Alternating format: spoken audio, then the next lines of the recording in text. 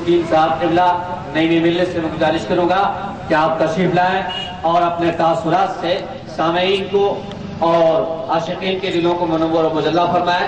آئیے حضرت نئی ملت کا استقبال نعرہ تکبیر و رسالت سے فرمائیں. نعرہ تکبیر، نعرہ رسالت.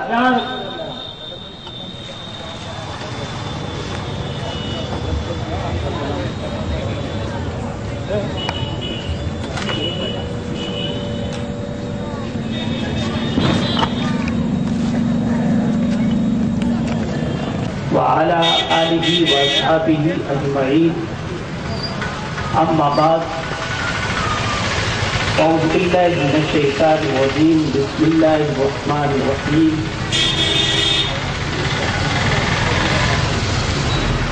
بسم الله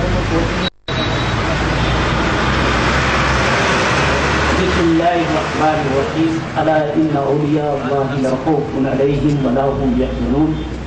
صدق اللہ العظیم. حضرات، آئیے مراب عقیدت و محبت کے ساتھ بارگاہ رسالت کی درود پاک کا دیا نشاور کریں.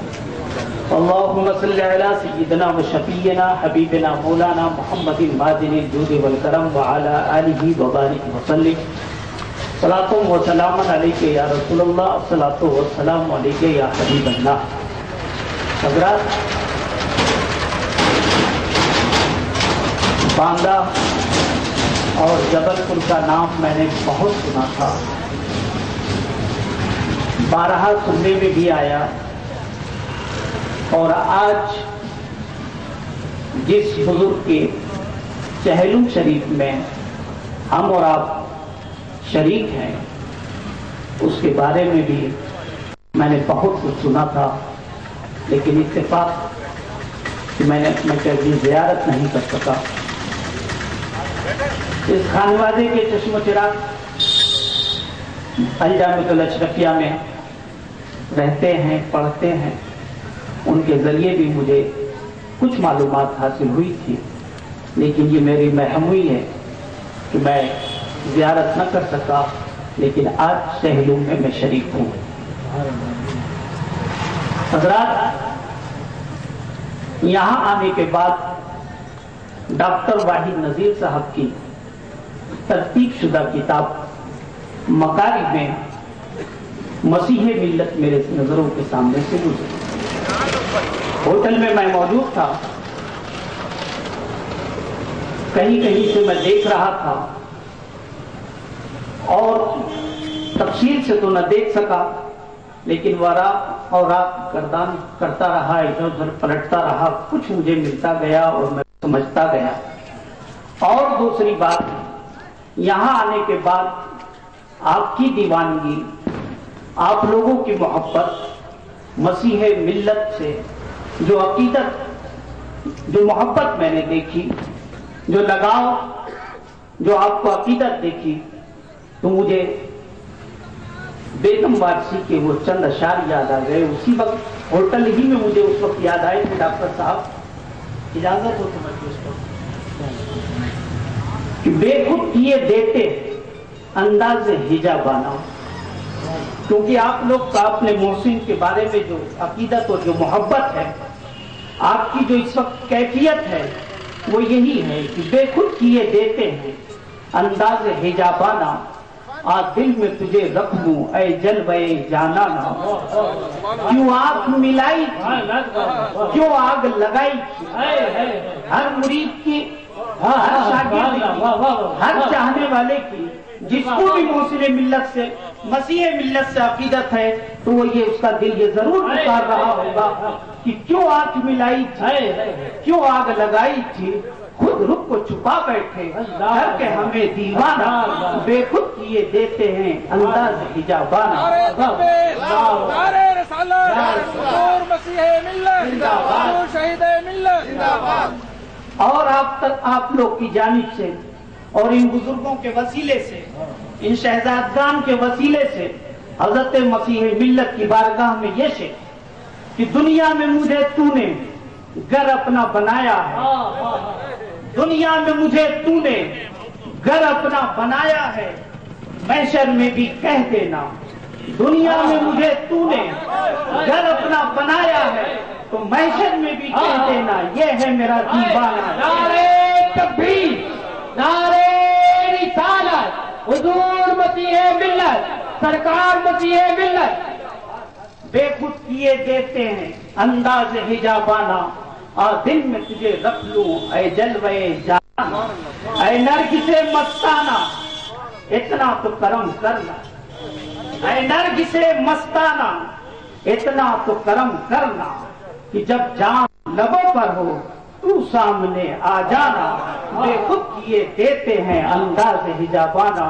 درود پاک پڑھیں. اللہم صلی علی سیدنا و شفیعنا حبیبنا مولانا محمد ماتن الجود والکرم وآلہ وبارک وسلم صلاۃ و سلام علیک یا رسول اللہ، الصلاۃ والسلام علیک یا حبیب اللہ.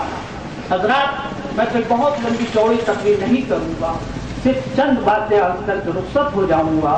میرے دوستوں اور بزرگوں، ان خانقاہوں کی جو آج جو ضرورت ہے، میں تو یہ سمجھتا ہوں کہ زندگی کے لیے جس طریقے سے پانی کی ضرورت ہے، ہوا کی ضرورت ہے، غذا کی ضرورت ہے، ایسے ہی ہمارے ایمان کے لیے خانقاہوں کے وجود کی ضرورت ہے. اگر ایمان کو زندہ رکھنا ہے تو اس کی بارگاہوں سے وابستہ رہنا ہوگا.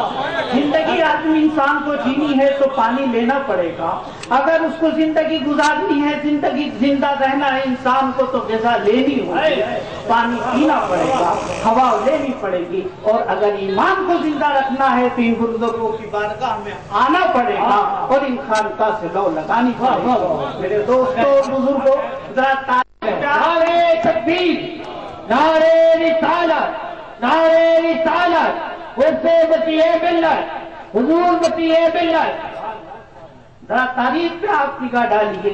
جس وقت انسانیت سسک رہی تھی، انسانیت تڑپ رہی تھی، انسانیت کا گلا گھوٹا جا رہا تھا، انسانیت کو دفن کر دیا گیا تھا، انسانیت کا جنازہ نکال دیا گیا تھا، اور یہ پیشانی ہر طاقت کے سامنے جھکتی بھی نظر آ رہی تھی، اس وقت رسول پاک مبعوث ہوئے اور یہ انسان کو دعوت دی، اے انسان تو اس لیے نہیں پیدا کیا گیا ہے کہ تو ہر طاقت کے سامنے جھکتا ہوا نظر آ.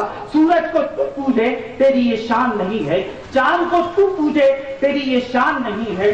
پانی کو تو پوجے، تیری یہ شان نہیں ہے. بلکہ تیری شان تو یہ ہے کہ تو اپنی جبین کو رب تعالیٰ کی بارگاہ میں جھکا دے اور کائنات کو اپنے قدموں میں جھکا لے. تیری شان یہ ہے. رسول پاک نے یہ فارمولہ دیا. میرے دوستوں بزرگوں، سرور کائنات فخر موجودات ظاہری طور پہ دنیا سے رخصت ہو گئے. میرے دوستوں اور بزرگوں، رسول پاک کو اپنی امت سے اتنا پیار تھا، اتنا پیار تھا کہ ایک ماں باپ کو اپنی اولاد سے اتنا زیادہ پیار نہیں ہوتا جتنا کہ رسول پاک کو اپنی امت سے پیار تھا. رسول پاک تشریف لے جا رہے ہیں تو قیامت تک آنے والی امت کے لیے انتظام بھی فرما کے جا رہے ہیں. رسول پاک جانتے ہیں، رسول پاک جا رہے ہیں اور قیامت تک آنے والی نسلوں کے لیے یہ انتظام کرتے جا رہے ہیں کہ میرے بعد جو امت آئے گی کہیں وہ یہ نہ کہتے کہ یا رسول اللہ آپ کی وہ رحمتیں ہم کہاں دیکھیں، آپ کی وہ بہاریں ہم کہاں دیکھیں، آپ کی وہ شفقتیں ہم کہاں دیکھیں، آپ کا وہ اخلاق ہم کہاں دیکھیں، آپ کی وہ رونقیں اور رعنائیاں اور محفلوں کو ہم کہاں دیکھیں. تو رسول پاک نے ہم امتیوں پر یہ احسان فرمایا کیونکہ پروردگار نے رحمت للعالمین بنا کر بھیجا تھا. تو اگلوں کے لیے بھی رحمت تھے، پچھلوں کے لیے بھی رحمت تھے، اور قیامت تک آنے والے انسان کے لیے سرور کائنات رحمت ہے. اس لیے رسول پاک جا رہے ہیں تو اپنی امت کے لیے انتظام کرتے جا رہے ہیں اور کہہ فرماتے ہیں کہ اے امتیوں، اے لوگوں، میں تمہارے درمیان دو چیز کو چھوڑ کے جا رہا ہوں. ایک قرآن ہے اور ایک میری آل ہے. جس نے ان دونوں کو تھام لیا وہ نجات پا جائے گا، وہ کامیاب ہو جائے گا. تو میرے دوستوں اور بزرگوں، نعرے تکبیر، نعرے رسالت، آلے رسول. रसूल पाक ने वो इंतजाम हमारे लिए कर दिया कि कुरान भी तुम्हारे पास है, वो मेरी आल भी तुम्हारे पास है, तो इन दोनों को मजबूती से थाम लो तो तुम निजात पा जाओगे। तो आज आले रसूल हमारे सामने हैं, इनकी बारगाह से वाबस्ता हो जाएंगे, इनसे अकीदत रखिए। जिन पे आले रसूल की मोहब्बत हो और हाथ में कुरान हो तो वो इंसान कामयाब और कामरान है। मेरे दोस्तों, बस इसी चंद जुमलों के साथ रुखसत हो रहा हूँ और ये अर्ज करते हुए कि जिन में इन आले रसूल की, इन शाह साहिबे से ज्यादा की, इन सादाते किराम की मोहब्बत को बसा लो, इंशाअल्लाह तुम्हारी दुनिया भी कामयाब हो जाएगी और आखिरत भी कामयाब हो जाएगी। वमा अलैना इल्ला अल-बलाग। अस्सलामु अलैकुम। मुबारक रजवी साहब किबला से मैं गुजारिश करूंगा आप आए और अपने खिताब नायाब